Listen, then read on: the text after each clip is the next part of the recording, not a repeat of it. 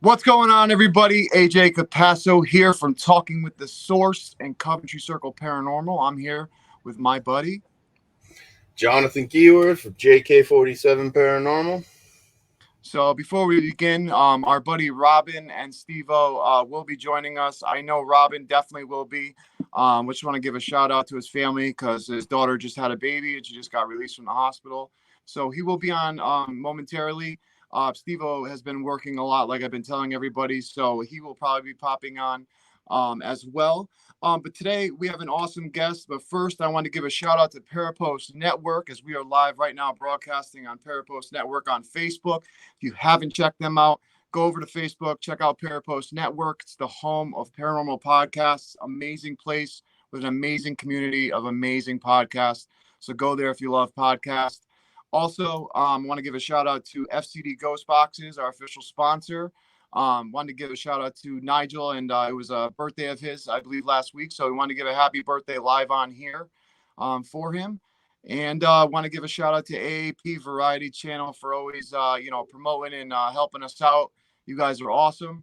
But today, man, we have an awesome guest. We have Taryn Kerper of Paranormal Researcher and host of the 2021 nominated podcast, Paranormal Brew, who's had some amazing guests. It's such an amazing show. So, hey, man, if you want to bring her in for us, that'd be great. Yeah. Let's bring her in. Hey, Taryn. Hi, how are you guys? Good. How have you been? Good. Finally. Looks like Brian John's with us. Hey, Hi, Brian. Hey, Brian. Finally, I'm like formally meeting you guys after we've talked a lot on the phone and messages. So it's nice to meet you guys.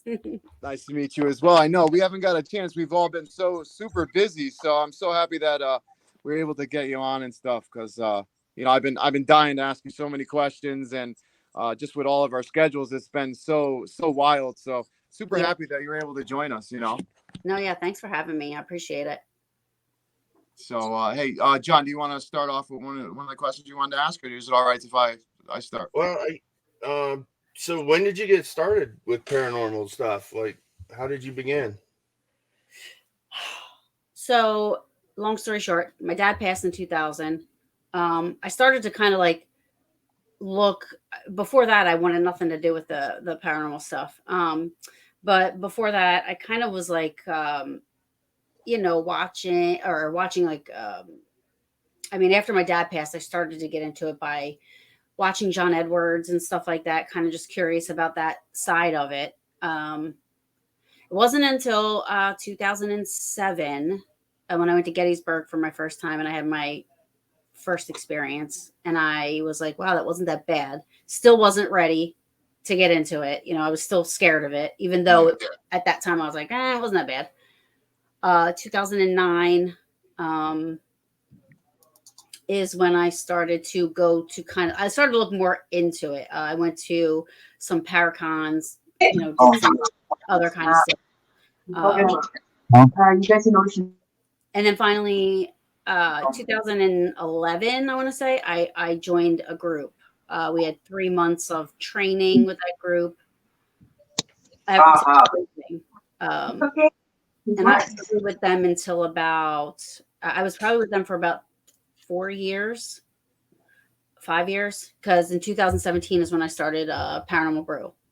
So I was with them probably about 4 years, then 1 year with another group, and then I started Paranormal Brew because I was like done with the groups. I was like, there's too much drama, there's too many political stuff inside of groups, and it's like, I'm the director, co-director, team member, team lead. It was just all the politics of it was taking the fun out of investigating for me.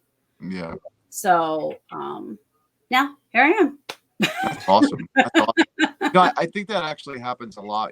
That's why I like, and with our group, we just make everyone, a host. You know what I mean? Everyone's equal. Everyone can get guests, because I see so many times where, like, I see a lot of groups where they'll like break up, or even people I've had on the podcast, like, who even were family at some point, like they'll literally go sideways because one person wants to be, the lead or this or that. And it's just like, with us, it's just like, hey man, we're all equal, so. Right. So it's pretty cool. But so you said Paranormal Brew started in 2017, right? Yes. Yep. So I just want to ask, what got you into doing the podcast?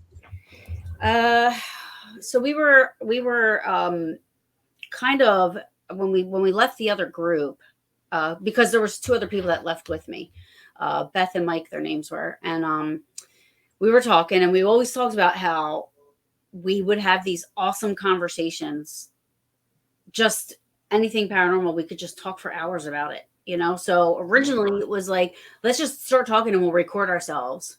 And, you know, because we have some of the best conversations. And then so originally it was just airwaves only. So it was like Spotify or Mixler, you know, or something like that originally. And then I discovered Facebook Live. So I was like, I want to do Facebook Live, you know, I want to do that instead, you know, and originally didn't have a lot of guests on. It was just roundtable stuff because that was originally our whole point of it. Yeah. But then shows started coming out that were everything was a demon, everything's evil, everything is this. And it started to, I noticed the paranormal field kind of getting this like gimmicky name, and people were like not taking it serious outside of that. I say all the time, you know, I feel like a lot of people that make fun of it think of it as like this Harry Potter book club. You know what I mean? Like they don't realize everything that we do. Yeah. We're not just going into haunted locations, and you know, a lot of people think everybody fakes evidence because of all the YouTubers now. And that's not just all we do. You know, there's people that go out and they do volunteer work for cemeteries and clean cemeteries. There's people that raise money for historical locations for preservation. There's people that raise money for animal rescues and wounded warriors, you know, veterans and stuff like that. So there's so much more that we do. So then I said, all right, I'm going to gear this in a different direction. I want to have a guest on who does things like this in our community, whether it's podcasting, whether it's paranormal groups that, you know, really do good job at investigating, you know. So I'll kind of watch a couple of their live investigations, and if, you know, I'll say, come on and we'll talk about it. And also other people. I was fortunate enough to have Jason Hawes on in November, and and he's a amazing friend of mine. episode. Yeah, and he's a friend of mine, but he's also very, very, very, very busy. So I was fortunate enough to have him on, and for him to come on and say a lot of the stuff that he said, you know, that there's a lot of people that are enthusiasts or something like that that are watching, and they can hear from somebody that maybe they look up to. You know, that this is how it is, and this isn't. When you're watching these other ones, this isn't how it is. It's not, you know. So yeah, that's basically how it went. And then I just kind of, I mean, I do have a couple of rotating people that come on, but it's because I think they're awesome. You know, I love the research they do. They're knowledgeable. You know, duo demonology. They're always on. Kenny Biddle, he's always on. You know, I have Kenny on quite a bit. Don Moner, Dr. Haunted MD. If you guys never had him on, he's great. He's so awesome. He's a physician. He's an ER physician, but he also does paranormal investigating. Oh, wow. That's awesome. Yeah. I didn't get to see that one. I didn't get to see that episode. I'm going to have to check that out after this, because that sounds so awesome. I love people in the medical field that are in this, you know, field as well, because that brings even more credibility in my opinion, you know. So I love that. Yeah, I mean, also police officers. I mean, Ernie Atwell, he's a police officer, but he does his paranormal investigating. He just wrote a book. You know, people like that. Those are the kind of people. You know, I have a couple of, you know, for real now, legit parapsychologists, you know, that have come on, and there's also somebody else very interesting, Justin Bamforth. He's a researcher of. He doesn't say UFOs, but it's like extraterrestrial Men in Black type stuff that he writes about. So, but I do enjoy having them on a lot. So, absolutely. I mean, John, we've had people that look at. He says, don't forget about the counselors for drama within the groups. Yeah, Brian, that's great. Yeah, that's so true. What I was gonna say was our sponsor, FCD Ghost Boxes. Nigel actually got into making his spirit boxes because he's a big into UFOs, different dimensions, and he was like, these interdimensional beings can probably use the same frequencies that we're saying as spirits. And so we got into it, and then it just like kind of went up from there. And when we had him on and he was discussing it with us, I was like, I never even like crossed my mind. I mean, paranormal has so many, in my opinion, subcategories. Like paranormal is just like a giant generalized name, even though a lot of it's known for spirits now. But Right. just to have those type of people and having good people around you that, would come back on that are knowledgeable and stuff. That's so cool. Yeah. And it's funny you say that, because I say this all the time. My opinion, I always say as humans, we have to put labels on everything. Mm. So how do we really know a Bigfoot is really a Bigfoot? Somebody gave it that name, Yep. or, if it exists, like that's something that, what's a ghost? Everybody gives, we think Casper, with a friendly ghost. Like that's, Yeah. you know what I mean? Like, Yep. I mean, we give things labels, but how do we know it's just not all the same thing? Just it comes in different types of, it presents itself in different types of forms and stuff. We don't know. We really don't know. No, you're absolutely right. Absolutely right. I see that a lot. We always have to label stuff. Always have to, excuse my snorting, but we always have to label stuff. Yeah, I know. I just did a total snort It's live. I do too. Oh, I love it. But yeah, no, you're absolutely right. I mean, hey, Robin, I did want to introduce you as well. This is Taryn. I'm sorry he was the one who had just baby. So. Hi, Robin. How are you? Nice to finally meet you. Yeah, I was. Oh, the double arches. Yeah. I'm very, very busy at the minute, so. Oh, and congratulations. Right? Thank you. Yep. Yeah, congratulations. Grandparent, granddad. Yay. Right. I call him the old fart now. Yeah. Get her started early. Here. Do a little mini ghost hunter. Get her started early. Yeah. Absolutely. Well, I tell you what, his whole family does it, believe it or not, with him, which I'm awesome. like, wow, Yeah, my eldest son and my mother-in-law. So, hey, John, do you want to ask a question, or Robin, do you want to ask Taryn a question before I keep blabbing off like usual?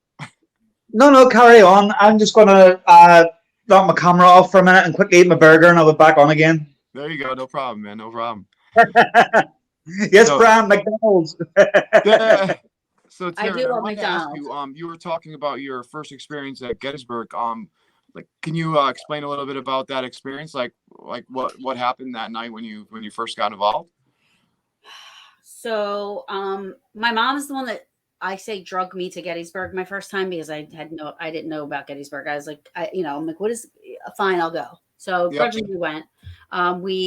She wanted to take one of the ghost tours, and the ghost tours there can be either the candlelight storytelling, campfire-y type tours where they walk around, or they have this other people that will do from 12 to 2. They'll take you to certain spots and you do ghost hunts, and they use their equipment.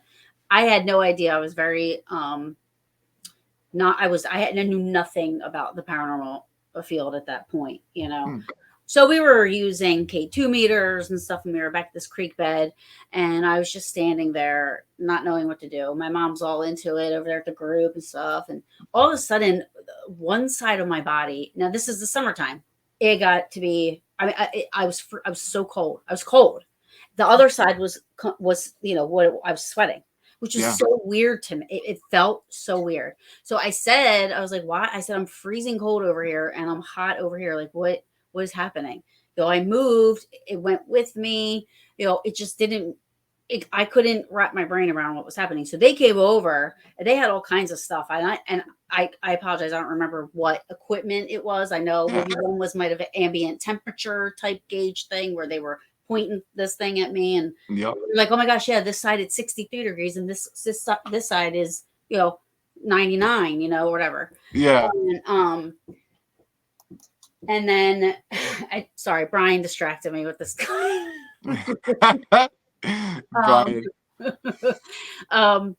And then I noticed that anytime anybody would come near me, it would go away completely. Yeah. But when I was standing by myself, it was there. So then they left me by myself, and they started doing EVP session. And at one point, the one girl leading the investigation said, "Do you like her?" And we listened back, and there was a male voice saying, "No, I love her." Wow. I was like, "Well, he needs to stay here." Yeah, yeah, yeah, right. That must have creeped you out for your first time. It Like, oh my did. Yeah. gosh. I was like, wow. I was like, wait. I was like, explain to me how this happened. Like, what is that? Where's that voice come? Nobody was talking when we were doing that because we were all in this like circle. You know what I mean? I was like, nobody Yeah. said anything. So that was like my first, and I'm like, it really wasn't that bad. And then the next night, this is the same time me and my mom were out in the park, and at that time you could be in the park until, and when I say park, I mean battlefield, but it is just the park, because the whole town is the battlefield. But yeah. you had to leave. You were allowed to be there till 10 o'clock at night. Now it's half hour after sunset, but so it was like right before we had to get out. It was like 9:45, and she wanted to get out. We were at the wheat field. Now, mind you, this is the next night. So I had that experience the night before. Yeah. I had a little trouble sleeping. I can imagine. We goes, and she's like, all right, now I want to go out. And so we're sitting there, and she wanted to at 9:45 at night where it's pitch black. There's no lights there. You know what I mean? So, you turn your car off. You can't see nothing. She's like, I want to go into the wheat field and I want to talk to the spirits. I was like, bye. I was like, I'll wait. Right. We're discussing this. I'm like, I'll wait for you in the car. And then I smelled something horrible, and I thought she had farted. I said, "Did you fart?" She's like, "No, I thought that was you." And I was like, "Oh no!" I was like, "It's horrible. It literally smelled like rotten eggs, like just." And then on her side of the window, there was like something hard. It wasn't a hand, but it was like something like hard. It was just like boom, boom, boom, boom, really hard. It shook her side of the window and everything. I took off. My foot on the gas faster than she could say, "What are you doing?" Like I was like, took off. I was like, "What was that?" Oh, I would have been freaking out too, especially your second night. Like you were just attracting them. She's like, "I want to talk to him." I was like, "I will stop. You can get out. You can walk back. You can go do what you want to do." I was like, "I am not going to be in this park any second longer," because I don't know what that was. Yeah. So that's Monica. Hi, Monica. She was one of my clients in California. She's I do know that I found out later gunpowder can have that sulfur smell as well. Yeah. So if I'm in Gettysburg and I smell that smell, that's what I, especially if I'm not feeling anything threatening, I'm not feeling anything like that. Like I just contribute it to gunpowder. I wanted to ask you a question. You know how you said you felt that cold feeling on one side, and that's something as paranormal researchers we obviously experience a lot in certain situations. But I wanted to ask you this because I've been hearing from certain people. I've never personally experienced it fully. I've experienced something like this, but have you ever experienced, instead of a cold spot, have you ever experienced like a hot area? Have you ever experienced that? I personally have not, but I've been hearing from some researchers that some people try to say, oh, if it's hot, it's a demon, or what. And I'm like, I don't really believe that, obviously, but I've had people tell me that who've been in like very haunted locations and said, yeah, we've had a situation where it's been like very, very extremely hot that we've been able to measure compared to the room temperature. And they were like, it was very odd because normally we experience cold, we don't experience the hotness. And I just wanted to ask if you ever experienced anything like that throughout your years of being a researcher or anything, because I personally, like I said, I haven't. But I've never felt anything hot. And luckily I'm not going through the change, or else I would contribute to a hot flash. But I have never felt anything hot at any location ever. Me either. Mm-mm. And to be honest with you, that's the only time I've ever felt cold like that. I've never. Yeah, that's the only time I've ever felt anything like that. It was so. I'll never forget it because it was so strange to actually feel that the temperature difference on both sides of my body. It was just it was the weirdest feeling. Oh yeah, I mean, especially when you're in an area where it's it's warm and everything, and then all of a sudden you get this ice cold. We were outside, and we were even outside. So, yeah, I mean, like that's wild. And it's just, and nobody else was feeling. I mean, people, and like I said, if anybody came near me, it would go away. So people would like try to put their hands to feel. They would feel it for a second, but then it would just go away. Wow, yeah. So yeah, it was It's like a transient, energy. Yeah, Brian, he just said I've experienced warm but never hot. Yeah, I should have said warm, not technically hot, but yeah, exactly. I've never personally experienced it, but I wanted to ask to see if anyone has experienced that, because I have been hearing certain situations from people who have been able to measure it with temperature and all that kind of stuff. And I've always experienced cold like you have, but I've never experienced anything like warmer in that situation, like a hotter feeling. So that's why I wanted to ask, because I know you've had years of being in this field now and doing everything. So compared to that, I felt a hot touch across my arm before. Oh, that's pretty weird. Out of all your well, I do think though when you get on a private investigation. So if we're talking that, my first home investigation, I did feel like burning on my back, and there wound up being what looked like red little tiny handprints. Yeah. On my back. I felt that before, you know what I mean? Yeah. Where it felt like a little bit of burning, but it wasn't like how it was, like that ambient temperature where I'm walking into a complete hot spot. Yeah, no, I know what you're talking about too, about, having like either getting a mark or something along those lines and feeling that burning sensation. But yeah, no, I was talking about like they were saying that they were able to measure like a temperature gauge, like in a transient, massive energy differently. And I'm like, I've never personally experienced, I've always experienced cold, but thank you, Brian, for validating that somebody has experienced that, because I've only had a select few of people who have told me that. But tell me, after John Huntington said that. So Brian said he experienced. No, I wanted to say Brian John for saying about the experience in the warm, but yeah, no, thank you, John, for John Huntington for telling me about the hot wet touch across your arm. See, I've had experience. To answer Monica, because I saw Monica, I've never spelled gunpowder like that. Well, first of all, you have to remember their gunpowder is 155 years old. Just kidding. Yeah. Pretty old. No. Yeah. I don't know what to say to her about that. It's just that is a smell. It's that and like honey, like sap. I smell a lot there, and I did read about, and I had to search hard for this, but I did read that some of the soldiers would use tree sap, honey, sap from the trees to close wounds if they didn't have anything to close a wound. Yeah. So.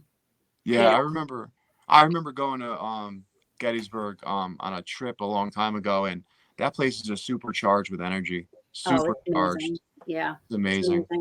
It really is. I mean, I think that now 98% of the EVPs or evidence or personal experiences that I've had there have all been intelligent, which you would think it would be the opposite because of the tragedy that happened in such a short period of time. You would think a lot of it would be, residual. However, I think, when I go there, I feel, that the men and women that are there love.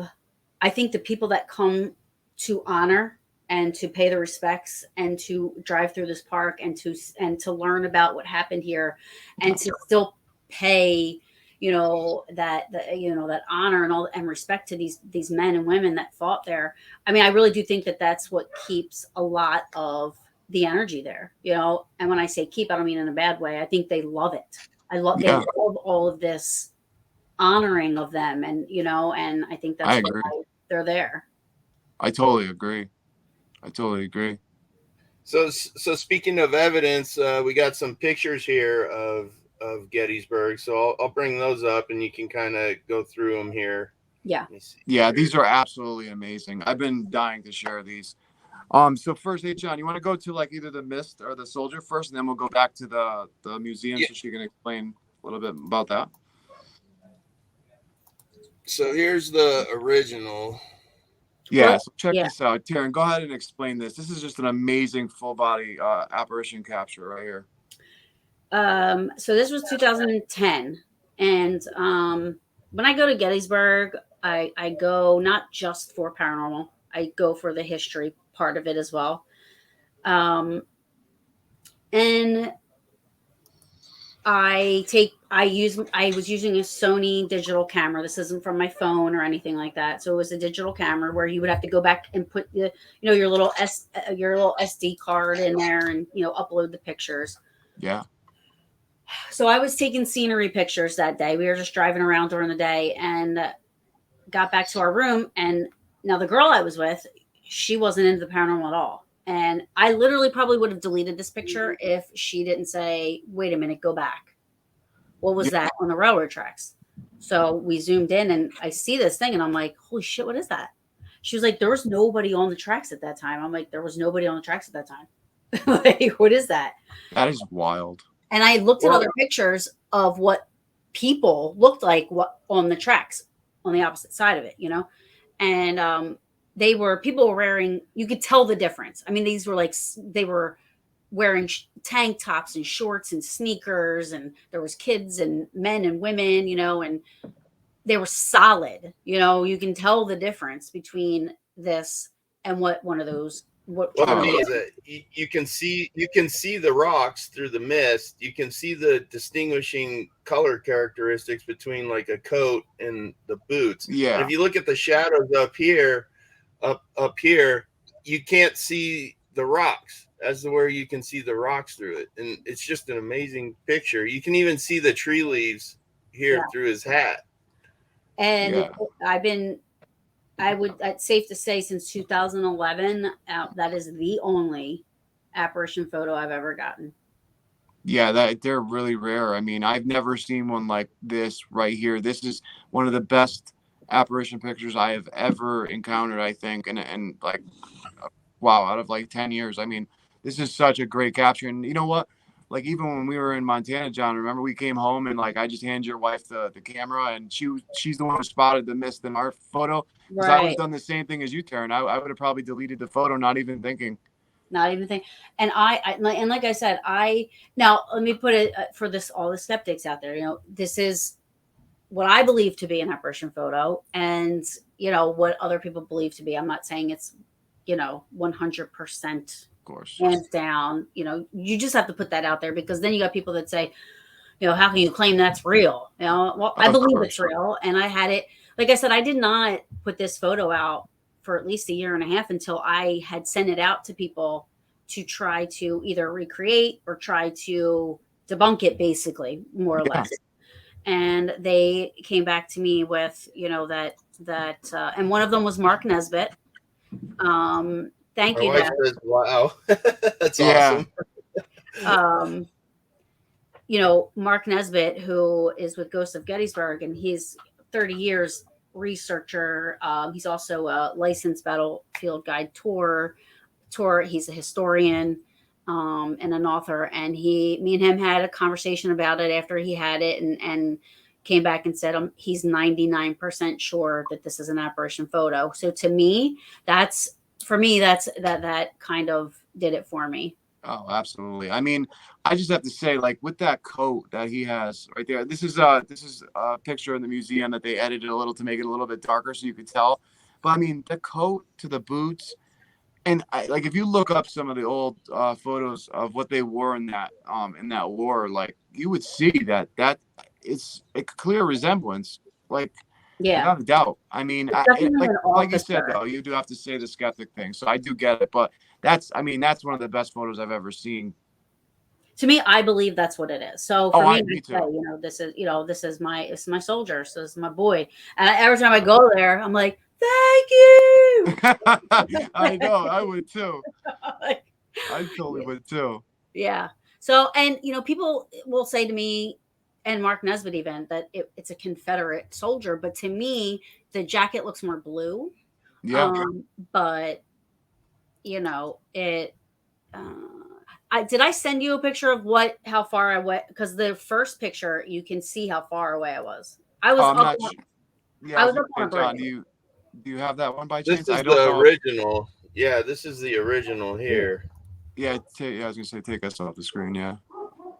That's just cropped. Yeah, crop. So how about the one that we just showed, Taryn, in with the railroad where they had the circle around it? Because I know that one showed a little farther away. Yeah. So You must have been at least. To answer Monica's question, I don't know how far away I was. Pretty far. Yeah, you could tell you were far. Yeah, I was pretty far But away. you can, in this picture, you can see the shadows are going the other way across the track. Yeah, those are trees on the other side. Yeah. So the fact that there's no line leading up to it, there's no reason not to believe it's not a spirit. I don't know what else I mean, and then Mark had then got back to me too and said that the last Confederate grave the last grave that in Gettysburg that was raised was in this railroad cut, and it was a Confederate burial. Wow. So he said, given the history of all of this and everything, and I mean, I've gone back, I've taken pictures, same time of day, different type of cameras, this and that, because I don't want to put anything out there that's going to jeopardize any credibility for me. I mean, you guys know how I feel about integrity and how I feel about, credibility. So. Yeah. I just have to say to all our viewers out there, Taryn, Brian, John, all them at Parapost, I mean, they literally take this field as if it's their life, just like we do. And they're very big on integrity. I mean, they contacted me to let me know about a guest that was coming on. I mean, that was on about all this stuff when they didn't have to. They didn't know me. They didn't know, that we never talked before. I mean, and that's how much they truly cared about this field. They truly care about this field. And I know genuinely from getting to talk with you, Taryn, like I know 100% that this right here is a genuine capture that you captured. And this, like I said, this one right here in the museum, which I'll have you talk about the museum in a minute, but this one they made darker so that you could see the figure. The first one that we showed was the original photo that you took with the camera. But I know that was completely undoctored. I know that, you went back there multiple times probably and tried to recreate this yourself, as well as waiting a year just to put this out so you can get it checked. So your credibility is beyond belief. And anybody who doesn't know that can definitely look deeper into your absolutely into yourself, because I mean, you guys are, you, Brian, John, like I said, all you guys over here at Parapost are very, very big on integrity. And I love it. I absolutely love it. Yeah. I didn't see Brian's. He said, I would be curious to know how much is residual compared to intelligent. This photo, I believe, is residual. I think. I mean, I only guessing because it looks like he's not really paying attention to me. It looks like he's looking in a different direction. But again, I was far away. Looks like he's looking off to the south there of the tracks. Which that looking that way, goes out of town, out of town. And this is around the first day into the second day of the battle there, this area. So, and the Confederates were pretty much dominant in this whole area. So, yeah, hi Nighthawk. But yeah, that is like I said, that's it. I got that, and I said, that's it. I don't got a ghost hunt anymore. That's it. I know. Seriously, you're absolutely right. I mean, I could have lived with evidence like that for sure. I mean, but then again, I'd probably be so intrigued to keep going now because that would just blow my mind. So you're probably now even more addicted. Exactly. I mean, you know how it is when you get EVPs. You just, yep. You're like, oh, like yes, I got one. Who cares? You listen to 5 hours of audio and you get. I'm sorry, mic drop right there. Thanks, Brian. I was just thinking the same thing. But all it did was just feed that investigator researcher in me to want to. Now for a while, I'll admit my camera went everywhere with me, because I'm like, okay, yeah, but again, that's it. That's the only one I've ever captured. And I've taken. You caught this mist. We'll go to that one real quick. Again, Gettysburg. Okay, so this was with a full spectrum camera. My full spectrum camera. I love taking pictures during the day because, as you see, the photos come out really cool. Some of them come out amazing when you have trees with different colors and this Absolutely. and that. I mean, it's gorgeous. And this was when I came across, this is the first time I ever saw this monument in Gettysburg. So I was like, wow, that's pretty cool. I'm going to take a picture of it. I believe anybody can correct me if I'm wrong, because I don't know. I can't remember 100%, but I think this is a Connecticut monument. And I had found out afterwards when I saw the picture, I was like, wow, that's pretty weird. The sun wasn't shining. It's not glare, so, I couldn't explain it. And I researched a little bit about the monument, this and that. And when I found out that a colonel was mortally wounded there, and that monument was for that colonel. I am not saying that this myth is associated with the colonel. I'm just saying that there's a reason that this was put there in memory of that, in honor of that colonel. And there's this mist. And if you look, you can see up in the trees a little bit. You can see a little bit up higher. Not that first one. Go over to that darker one. This one, yep. And if you go up that one a little bit, go up. If you can Yeah, right there. Yeah. A little bit, you can kind of see how it goes off. It overlaps the tree almost. Yeah. Yeah. So, but I'm not too concerned with what's up there. It was like right here was really cool to me. And I've developed it on a negative. I've developed it on, all kinds of stuff, and it's still there. So that is absolutely awesome. That is that's so awesome. So again, my only missed photo. As you see, photos are very hard to come by, but no, these are not easy photos to come by. Not at all. I mean, seriously, it's not that often where you see great, still images. Like for me, like I've been saying, please excuse the person, trying to vacuum upstairs, which I don't know why they would do that. Oh, right? I don't even hear that yet. Okay, good. But a lot of the times I will, like not pay attention to a lot of still images, because there's so many things where skeptics will be like, oh, it's this the light, and being a photographer, I know that the camera can have certain things, but these two pictures that we've seen, I mean, that right there is just straight up, in my opinion, proof. Like no, without a shadow of a doubt. I mean, guys, what do you think? What do you I mean, nobody hurt my feelings. You know what I'm saying? Like if somebody was like, oh, I can prove anything wrong, but by all means, please, but I'm just looking at this stick in the background because it's very defined and dark, right? And you can see how it's in front of it, but you can see through it because you can still see some aspects of the stick here. Yeah.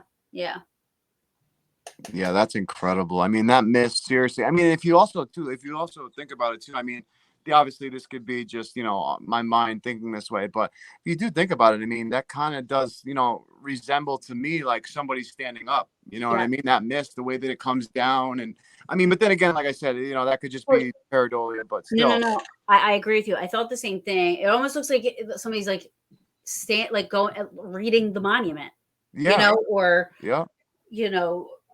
what a person would do if they got out to look at the monument, or if they, were there at one point, so this, this is pretty cool. I keep this as one of my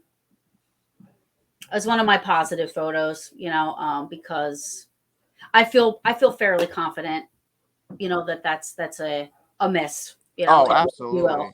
Just like what Will just said. He just said the picture of the mist is very good quality and meets what people report seeing. And I've read a lot of reports that about this type of stuff, and also certain battlefields seeing soldiers like that, not ever captured though, but seeing come out to certain areas of brush like that. And I totally 100% believe that you captured what we would know as a spirit. I mean, 100%.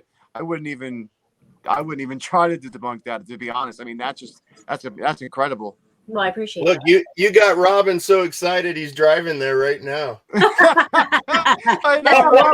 Robin, aren't you in the UK? Yeah, I'm driving, eating, drinking, and on the put. No, I'm joking on that. Our secretary's driving. Hi, hello. Hi. Yeah, I told them to log in. I didn't want them to miss the show, and I'm like, listen, man, just log in. It doesn't matter. We'll put you on mute. Just join us, when you can. We know you got your, granddaughter on the way, so no big deal. But yeah, hey, she's getting home.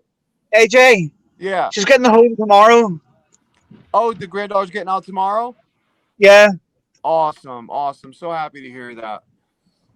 Taryn, what I wanted to ask you was, about this picture right here. John, if you could zoom in. So, did you feel anything in this area, or was this just you snapped the picture and you were able to catch such an amazing, light anomaly like that? So, this was a place called Columnsill, PA, and I was telling, you guys before we went on that this is like a kind of a megalith park where Wiccan and witches and people of that go there to kind of do their meetings or whatever they do. I apologize, it's just because I don't know technical terms and stuff like that, but it's been there for a while. It's acres and acres of land of all these rock formations. One of them, there's one that looks like a mini hedge, what's that called? Hedgestone, right? Yeah. There's also this huge rock in front of an opening into, it looks like a cave, but you can't move it, which me being who I am, I was like, I gotta go in there. I want to see what's in there, but you can't move it. Anyways, we were walking up, and I was walking because there was like a castle, a mini castle that was there. So I was going to take pictures of that, and I heard like this. So I was going to take a picture of the castle. I hear something over here, like a whisper, and I kind of just simultaneously, when I was going to take the picture of the castle, kind of went this way, and I looked. And I just took a picture, and that was what was in the picture. Wow. So I don't know what it is. I mean, I can't, like, I know we don't look at orbs as anything. I don't want to say it's an orb, but it is a light anomaly. I heard a whisper. The sun was not shining. I mean, I don't, and I know you guys can only take my word for it because you weren't there, but I don't know what that is. I've never gotten anything like that ever again on any photo. Well, I was going to say, like you just said, obviously playing devil's advocate, orbs, we obviously have to be careful with dust and all, all certain things. And like I was going to say, with the camera wise, if the sun was out and you said the sun wasn't out, obviously, during this day, I would have been like, oh, it's, probably reflection with the lens and the mirror in the lens and all that stuff. But, you could see like how solid it is. And also with the background of that place with, the witches and pagans and all the people that go there and do rituals and certain things. I mean, who's to say that that's not a ball of energy of what we would know as spirit? So I mean, I think it's a great capture, but that's the reason why I wanted to show the two amazing apparitions, the mist and the apparition first, to show that you're not always getting such amazing stuff like that. Like there is times where you get stuff that's amazing like this, but compared to obviously a full body apparition, it's a little bit different. And I still think this capture is a really great capture, and I'm glad that you're able to share with us about what you were feeling in that moment and hearing that whisper, because I always was wondering when I saw this picture, when you showed it to me today, I was like, I wanted to ask, like, oh, what made you take a picture in that moment? Mm-hmm. So thank you for sharing that. I really appreciate that. Yeah, me with pictures, AJ, though, I love pictures.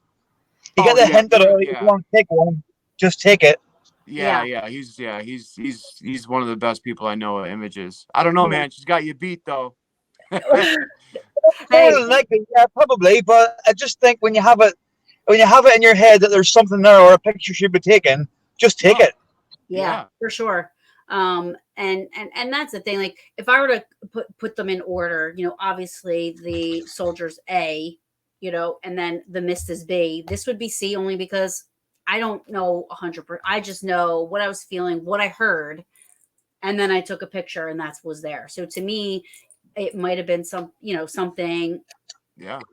Something. Who knows? No, absolutely. I mean, also, like I said, hearing the background of like, you hearing the whisper and you just immediately turning around, snapping the picture. I mean, that right there, obviously we can't verify because we weren't with you, right. But I know from experience, like when you have an experience like that and you're able to snap a picture and just being able to catch something on camera, whether it be, you know, this light anomaly, which is not like a normal orb, you know what I mean? This is like a solid light anomaly, like a ball of energy. So I find it awesome. I really do. Yeah. And when I was taking that, I didn't see it. Yeah. I was just about to ask that question. So I didn't see it when I was taking the picture. You know, and that's it. That's my picture. Those are my 3 pictures. Now EVPs, I have millions, but those are my 3 pictures. No, that is awesome. Brian, that is so cool that you and Lex captured an apparition on Monday. I'm definitely going to be, we're definitely going to be having you on the show. So I can't wait for you to share that with us as well. Also check it out, on, through, sorry, on Parapost Network. You could check out, Brian and Lex, with their podcast. I'm sure they're going to be sharing that. Yeah. Super excited to see that. It's Through the Lens with Brian and Lex. Yeah, so definitely check out their podcast. They have an amazing podcast. I wanted to have you talk a little bit about the museum that you actually, that some of those photos were captured in. Oh, you mean hung up? Oh, that's what I meant. Hung up. I'm sorry. Hung up in. So the first one, they were called. So this is Mark Nesbitt's place, actually. Mark Nesbitt. I have all of his books. He's somebody that I've always looked up to, and you know, you go in his store. It's called Ghosts of Gettysburg.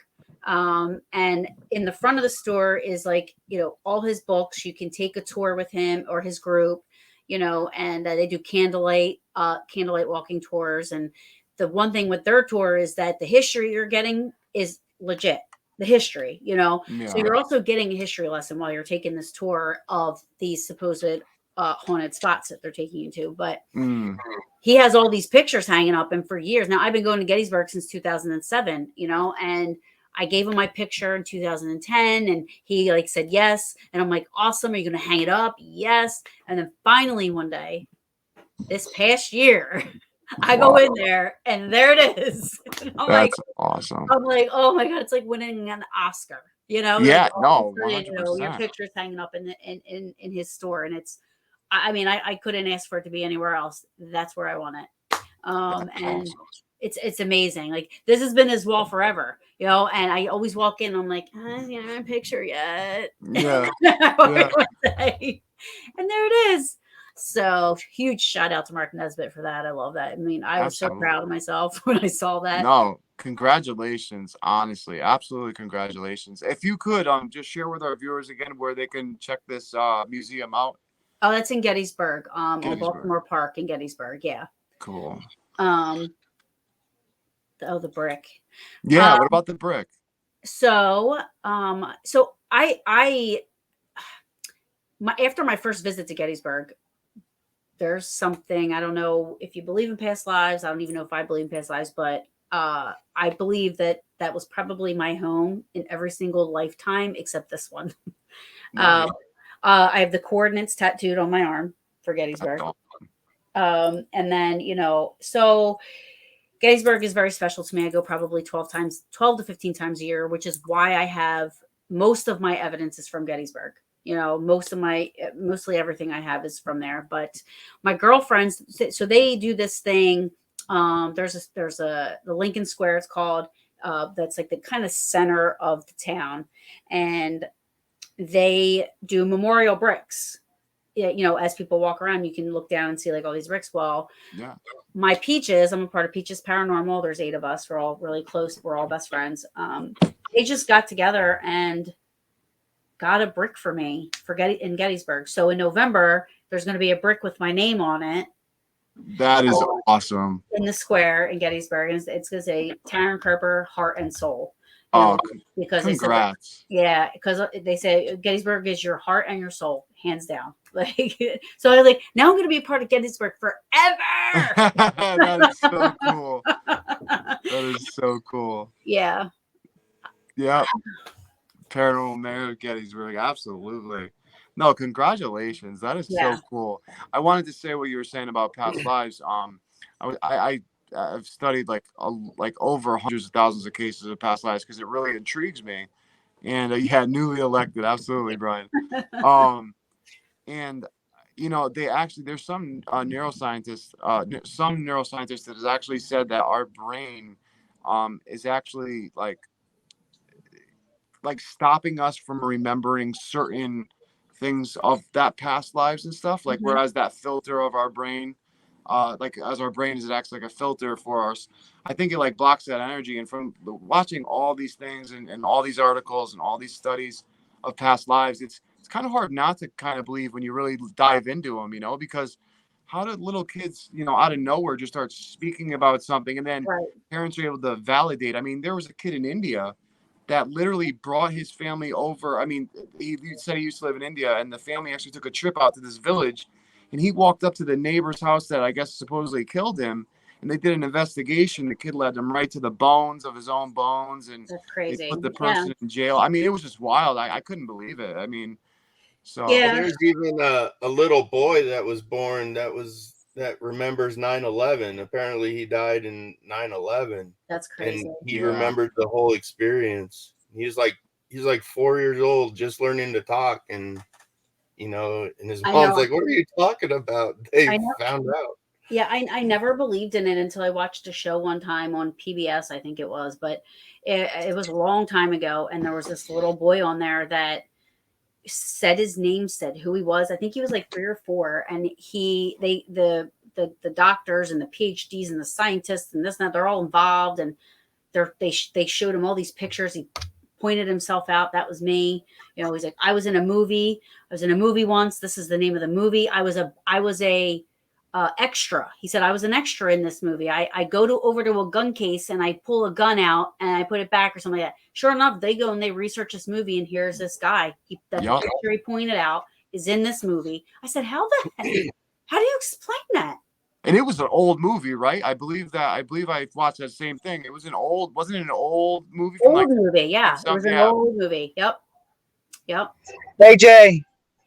Yes. No. So I'm going to check that out. The Ghost Inside My Child. Yeah, that one is a very good show. I'm sorry, Robin. What were you saying? No, Sam, we had a case like that over here. I was telling you about them twin girls, if you remember. Yep. They were 7-year-old, and they died in a car crash. The parents survived, but the twin girls died.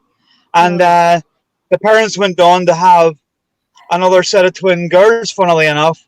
And when they were driving down the road one day, when they were about 6 or 7, they were pointing out the window to where the crash site was and saying, "That's where we died." Oh, wow. I couldn't imagine being parents and hearing that, right? Right? Oh, my gosh. I would be like, what? What are the odds? Yeah, what are the odds, though, that they have 2 twin girls that pass away in a car accident, and then they have another set of 2 twin girls? Right. I mean, just that in itself is like 1 in a million, So, I mean, there's so much to it. I mean, the more and more I research, especially about the brain and all this stuff, I mean, hearing neuroscientists talk about how they believe it's a filter for the energy and all this stuff, I just find it absolutely fascinating. And there's just so many possibilities, and with your photos and our experiences as paranormal researchers, I mean, it just opens up so many doors. It does. And, it's interesting because before my first trip to Gettysburg, I hated history. I knew nothing about history. I didn't know about Gettysburg. I knew nothing about Gettysburg. I didn't want to go. My mom begged me because she didn't have anybody else to go with. I said, fine, and I didn't want anything to do with the paranormal. And my first trip to Gettysburg, I was like, this feels like home. Like, I cried when we left because I didn't want to leave. And it was just this instant pull. Like, I actually got home and booked a trip for 2 weeks later to go out there for 5 days because I was like, that I need to go back. That's so cool. And all this wonderful things, come out of it. I have tried to research my family because a lot of my family my dad's side came from Germany to Pennsylvania. So my dad's side's all Pennsylvania. I found out that my 3rd great-grandfather actually died of a massive heart attack on Big Round Top in Gettysburg. Wow. No, he wasn't part of the war or anything. No, but still, yeah. So I found that connection. And then I also found that there is a woman buried in the Evergreen Cemetery, which is next to the Soldiers Cemetery. Yeah. She has a hyphenated last name, but her last name is Kerper Deal. So I'm still trying to find the connection to her to my Kerper side. But yeah, so those are two roots that I found so far.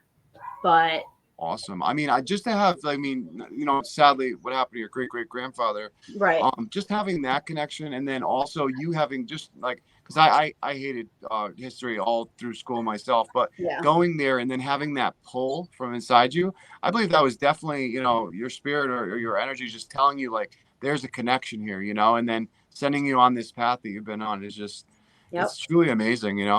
It is. I'm very thankful. My mom doesn't let me forget it every day that she's the one that started this journey for me. That's awesome. Yeah. So, it's cool. And I love doing it. And, I mean, even to this day, I mean, where Paranormal Brew is right now, I've never sat down and said, okay, this is where I want Paranormal Brew to go, or this is what I want to do with it. Yeah. I'm just going with it. And I mean, I've met so many awesome people, and a couple of a-holes, if you will. I mean, we've all bumped into those. But for the most part, and now Paranormal Brew is I'm part owner of BB3 TV. I'm producer for Through the Lens for Brian and Lex. And Brian's been awesome with bringing me aboard Parapost and working with him, with Parapost and Honophobia, his Honophobia page, and and then I'm in talks with like other little things here and there, that I don't know if they're going to come to fruition, but hopefully they will. Paranormal Brew coffee, but that's like way down the road. But it's just little that things. Is awesome. So I mean, Brian's a great guy. Brian. Yeah. Yeah, it's still up for debate, but I guess so. I think he's all right. I knew you were gonna say that. Yeah, no, we love Brian. No, he's a good guy. Person. I love him. Yeah, I love Brian for sure. So, and he's really he puts his time and effort into it, and that's what I like. He wowed you. That was me just seeing if you were still watching. Yeah. I knew he wouldn't let that one go. No, he would not let that go. Nope. That's great, though. That's great. And you guys are awesome. Like, thank you so much for, I mean, we met because I had to expose someone that was on their show, but, you guys are great. And you guys, really handled it well. No, we can't thank you and Brian enough. Seriously. Like I said. Absolutely.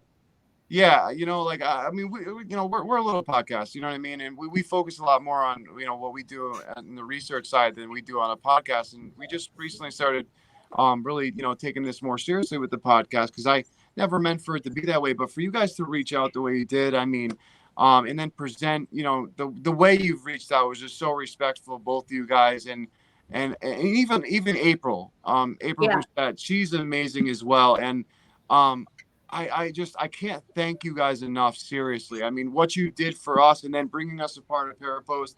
I mean, that I'm going to be grateful to you guys forever. That's why I told Brian, if there's anything I can ever help you guys with, please, I extend that to you and April and everyone, even Jay Hill as well. Please let me know, because I will 100% always be there. You guys. Absolutely. Because we wouldn't have known if it hadn't been for you. Yeah. And that's the thing. Like, it wasn't, my thing was, he's going to ruin the integrity of all these people, and he's going to ruin, because eventually it's going to come out, eventually things are going to come out. And a lot of things that he said on your podcast, he didn't say on my podcast. So as you guys are interviewing him, I'm like, ask him this, like trying to get him to get caught up in his lies, Yeah. And, so, I mean, it just,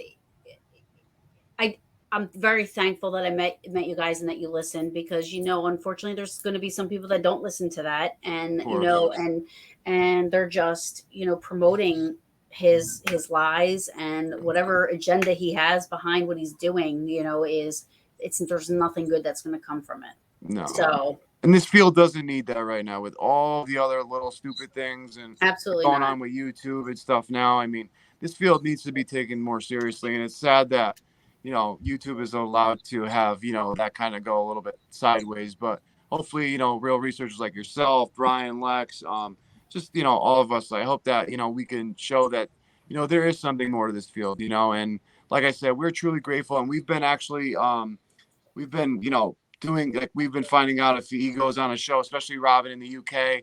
We've been letting them know what's going on, because that's not okay. That's not okay for people to take this field where it's like people's loved ones or just anything along those lines and disrespecting it in that way. And as much as we all take it very seriously, I find it very disrespectful. But I cannot thank you guys honestly enough. I mean, seriously. The only thing that I wanted out of it is that going forward is that I've learned to do my research on people. I mean, I was embarrassed that I didn't do it, because when you step back and you think about it after it happens, you're like, why didn't I look into all this? Like, this sounds so crazy, but at that point I hadn't had an issue up until, I mean, everybody that comes on is either, word of mouth or, a friend referring, and,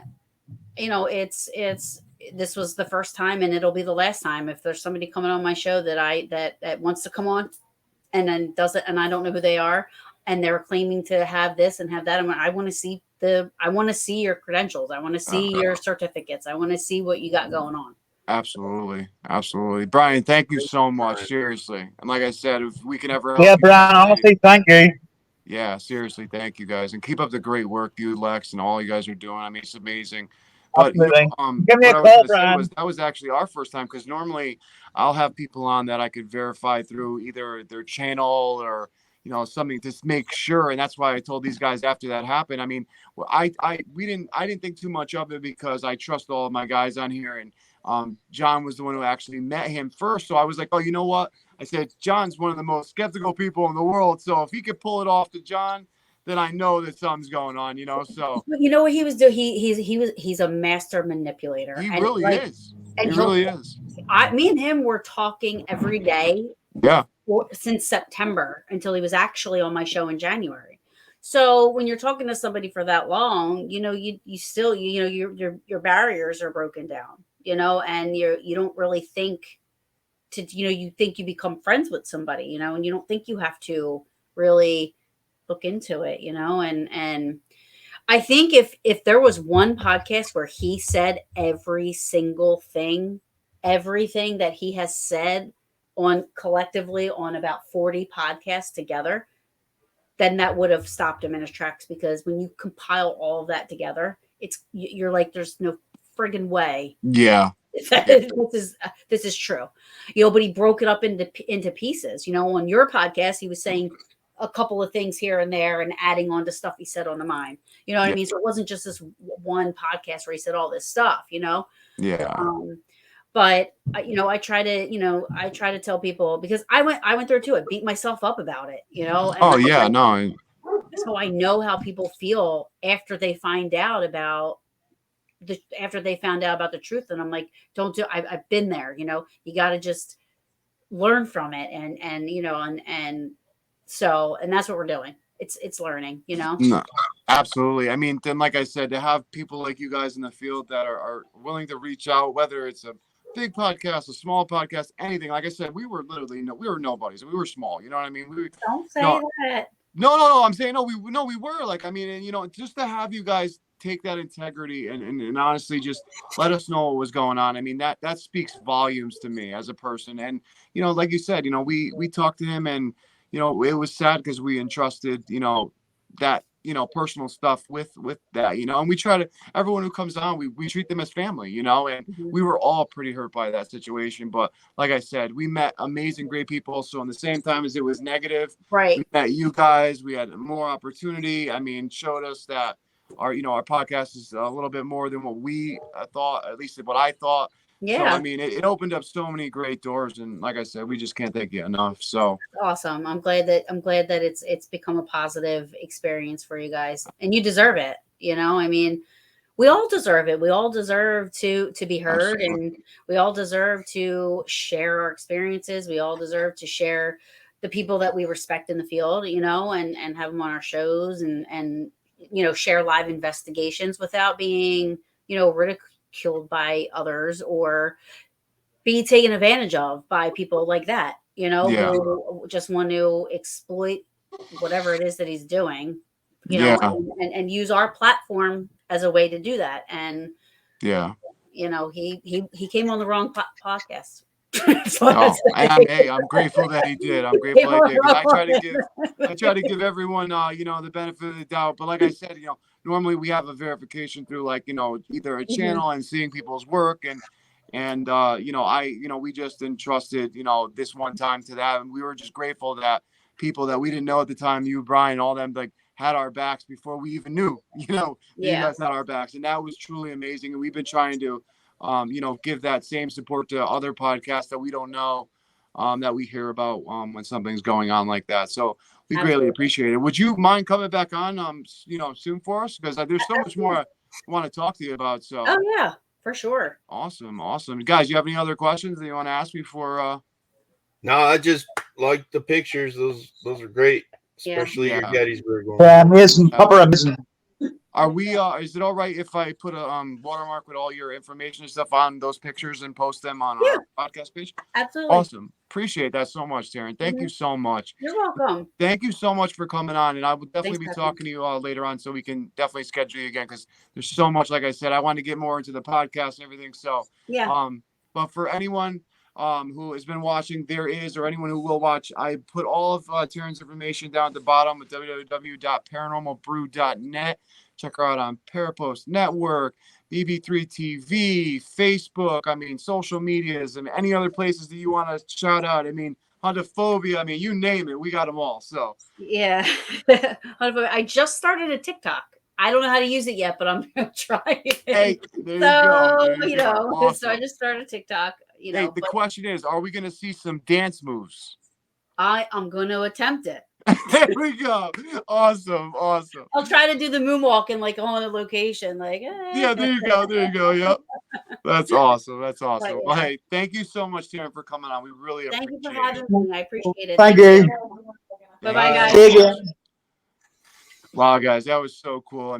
I definitely want to have Taryn back on. She's been a major part. Her, Brian, JL. Everyone at Parapost. They've been a huge part of us recently, and I just think it's great that we got to have her on and speak a little bit. And I look forward to having Brian on too. What'd you guys think, man? Really good. Yeah, I thought it was awesome. Those pictures, I'm still in shock about.